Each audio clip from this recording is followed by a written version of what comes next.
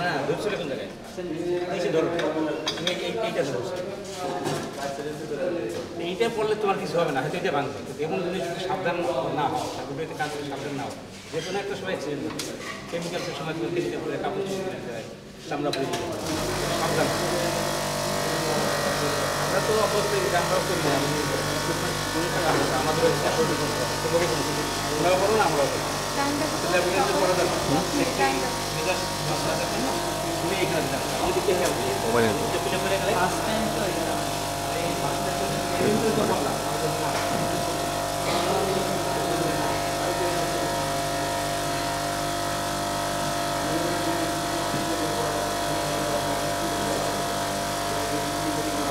এটা তো ধরো না, ছাড়ে দিই, টস দিয়ে দিব।